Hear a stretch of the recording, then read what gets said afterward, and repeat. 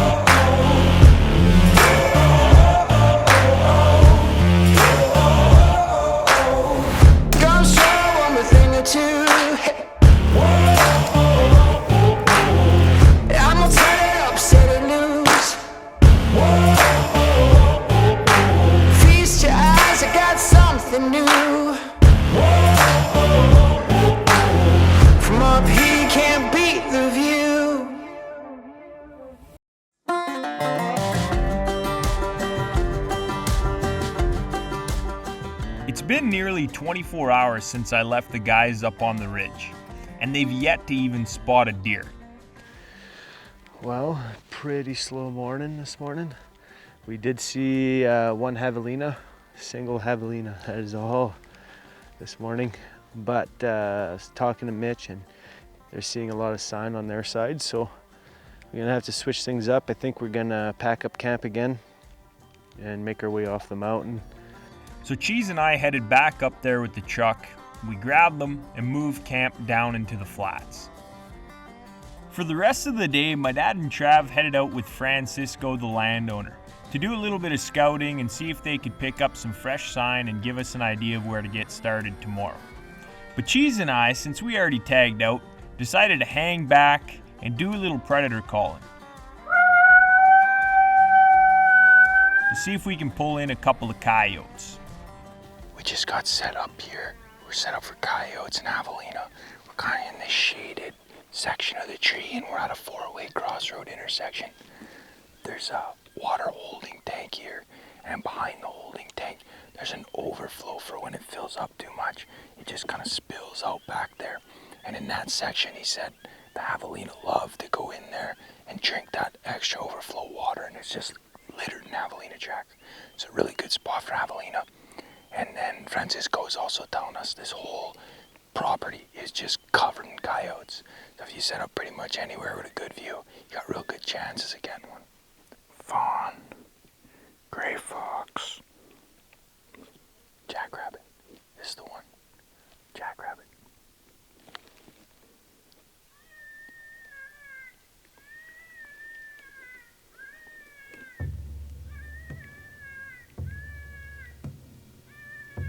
Now once we got set up, it did not take us very long.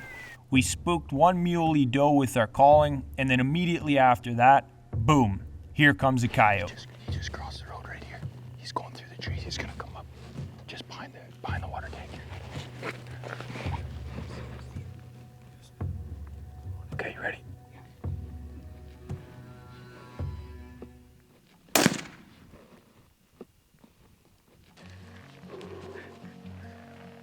Okay, let's go check this guy out. That's sweet, about 50 yards. Couldn't have really happened any better than that.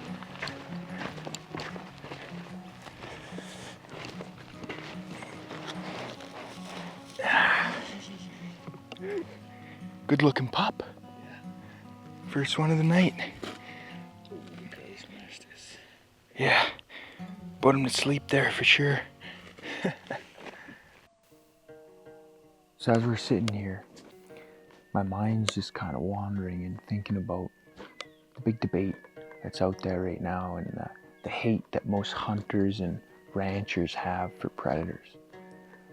You know, a lot of us, and understandably, don't like an abundance of predators out there because it interferes with our food source. You know, wolves and coyotes and mountain lions kill a lot of calves and fawns. They also kill a lot of the ranchers' cattle calves. So understandably, people might want them gone. But on the other hand, these animals do play a vital role in maintaining herd health. And they kill off the sick, they kill off the weak animals, which then make sure that we have better genetics because it's survival of the fittest, and we have a stronger herd as a result. So it just kind of makes me think sometimes about maybe that we could find a proper balance. I have no hate for predators out there. We are predators ourselves. We're the ones, humans, putting a lot of stress on the different animals that are out there. And so I think there's got to be a way that we can try and live a little more harmoniously with these animals. Yes, we got to hunt them. Yes, we have to manage them, but we don't have to hate them. So just a little food for thought. Maybe you guys can weigh in, let me know your comments down below. Are you a hater of coyotes, lions, and wolves? Or do you respect them but still hunt them? Or do you not hunt them at all? What do you guys think?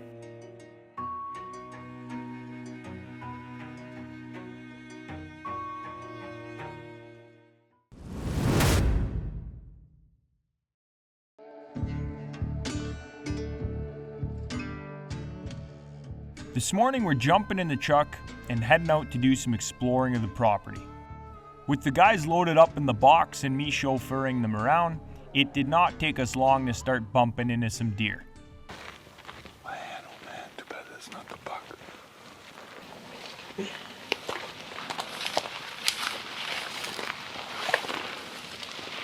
Where's the buck?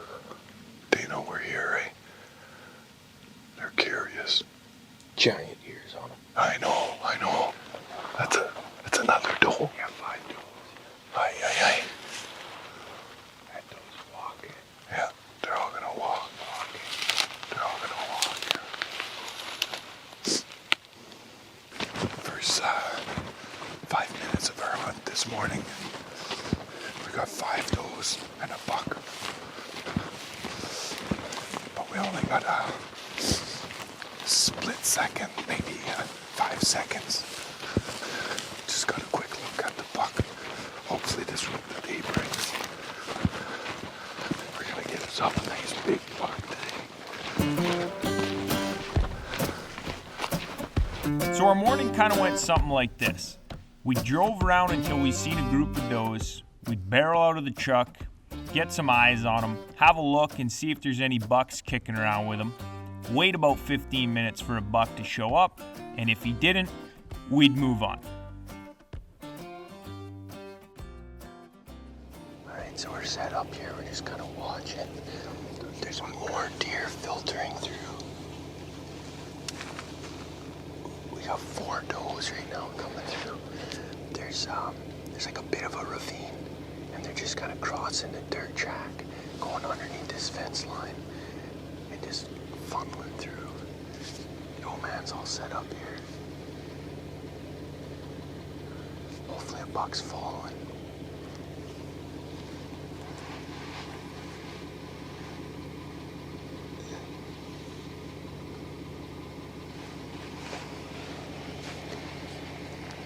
They got such big ears on these deer. Huge. Even big for a normal mule deer. Now the strategy of driving around all morning most definitely proved to be the most effective means of spotting deer. But it just doesn't tickle my fancy in the same way that still hunting does. I kinda almost feel like I'm cheating because we have an unfair advantage over the deer. So we decided to switch it up for the afternoon and get some boots on the ground. Alright, so we drove through this riverbed earlier today with my truck, and it's just covered in sign all the way down. Goes about 3 kilometers. There's just tracks kind of cross in all different ways, so really good chance we're just gonna bump into one here as we're moving through. If I had to design a river basin to walk in search of mule deer, this would pretty much be it. It's got all the fixins that would bring a deer in to party. The entirety of the west bank is made up of cholla. There's some water nearby, and the east bank is a thick tangle of low brush, which will make for perfect bedding in this midday heat. So I just picked up 2 does here. They're just on the edge of this 3rd track. We seen earlier there was a buck, not sure how big. He was following them, so we're just hoping he's still behind them here, and he's gonna cut across so we can get a better look and see what size he is. It's almost 11 now, like 10:40, so the sun's really starting to get hot. I think we lifted them because I think they were bedded underneath some trees in the shade, and as we came through, we just lifted them up. Small buck. I mean, he's not a giant. He's 4. He's got 2. No, he's not big enough. But you know how wide they are, though. You know, even though he's not that old, he's 4. He's got a bit of mass on him, but he's still almost as wide as his ears. And they got some big ears out here. These aren't like normal Canadian mule deer. They got extra big ears. So he's pretty wide already at that young age.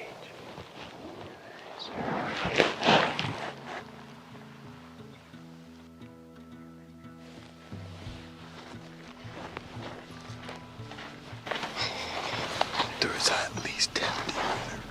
10? Oh, for sure. They all just ran across. So we had these ones here, Yeah. right? And then where the other ones cross. Did you see those cross there? Well, no, we seen just these 2, and they ran. So there was 5 that crossed. Oh, there they are. There. That's a bigger buck. Is it? It's a bigger buck. Grab your gun.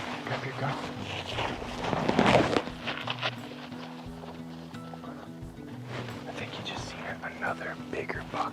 So we're gonna try and get down there and get eyes on it. Now, as tempting as it is to want to keep chasing this buck, I've learned over the years that we're better off to just back off, let the area cool down, and come back in later.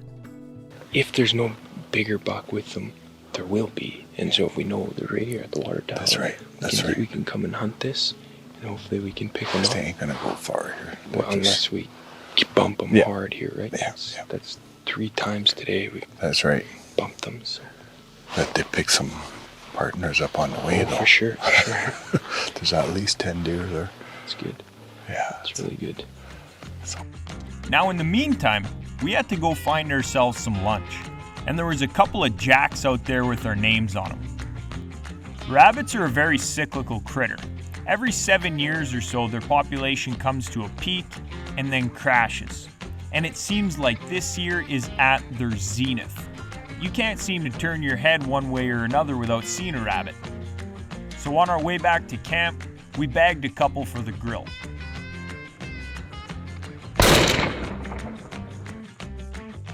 Got ourselves a bit of lunch here. A couple of jacks.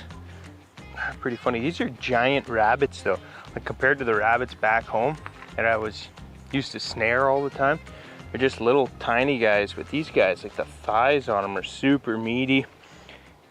It's gonna make up some good grub for lunch today. Now there's many ways you can cook a rabbit, but today we're gonna keep it pretty simple. First things first, we're gonna heat up a pan of garlic, butter, and onions. Once that's nice and hot, then we're gonna throw in the meat and sear both sides. So the next thing you wanna do is season them up and then fire them on the grill on low heat for about 15 minutes. Now I like me some thick cut vegetables, so I chopped up a few onions and mushrooms, quartered out a couple of peppers, and sauced it all in the coals for about 10 minutes. All said and done, it was filled to table in about 45 minutes, and Jack a la Mexico was served.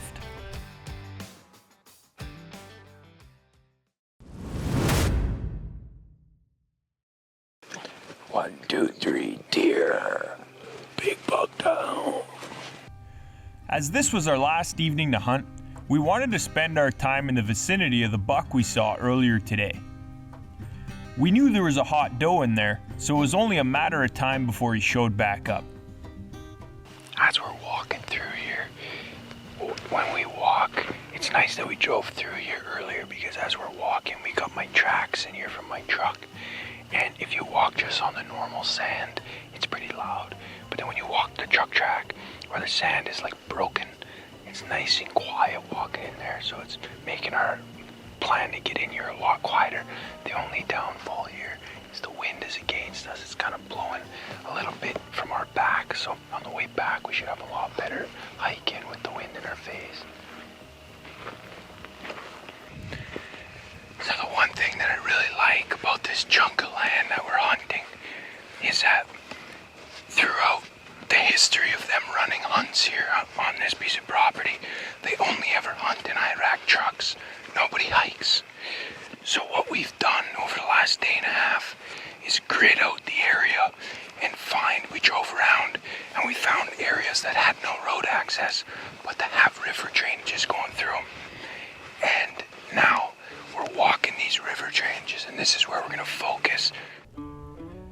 As the afternoon progressed, we picked up a few does and fawns, leaving the bedding area and going in to feed in the Cholla Flats.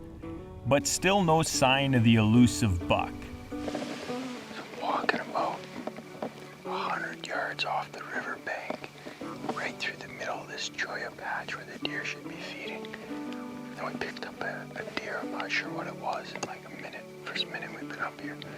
But it ran the opposite way, so we're kind of veering away from the riverbank a little further now. So hopefully anything that we spook is going to go towards the river in front of the guys.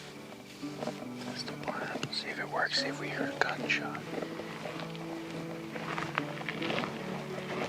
This is why I love walking in the woods on unmarked trails. Look what we just picked up.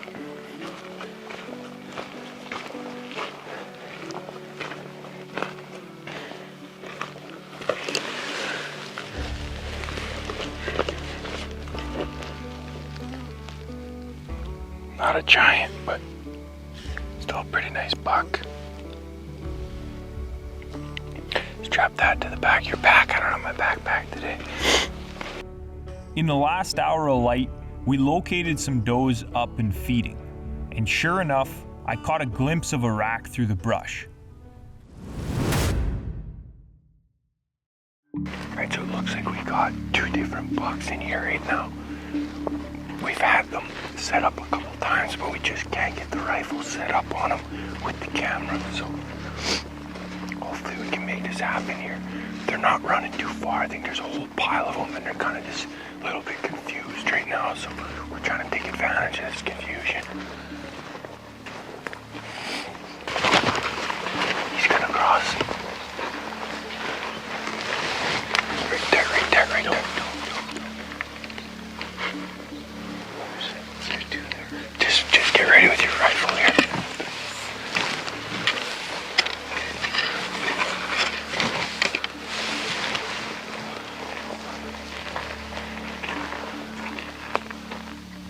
Now by this point we spotted multiple does and both bucks from this morning. The smaller forked buck and a much bigger 4x4. But for whatever reason we kept playing cat and mouse with this bigger buck. We'd have him at 60 yards, then 100 yards, but we just could not get him on camera. After waiting for what seemed like forever, finally, he stepped out and gave us a shot. Okay, he's on him. He's on him. Take him. You missed. No. Yeah, reload. It's impossible. Okay, come on. Let's go easy.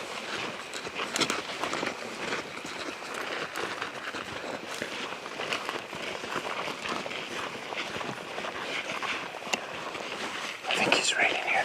It's not far. Just take our time. I don't know. How could I miss that? 50 yards. Now, after missing a broadside shot on a buck of that caliber at 60 yards, you could imagine that the silver fox was a little bit shook. With our last 30 minutes of light, we tried to devise one last plan to try and get him back into our sights. So maybe the buck is still this way. Let's just take our time. We'll do the same route as we did the other day. That trail's only right there. So if we go this way, we'll slowly walk, come around to that back fence line, come back in. We should push them all back this way and get another crack at them. As nice as it is to come home with a trophy, sometimes things just don't pan out, and that's okay. The old man and I got to spend a week together, and those memories far outweigh any buck on the wall. Plus, I'll always be able to remind him of the time he missed a mammoth down in Mexico.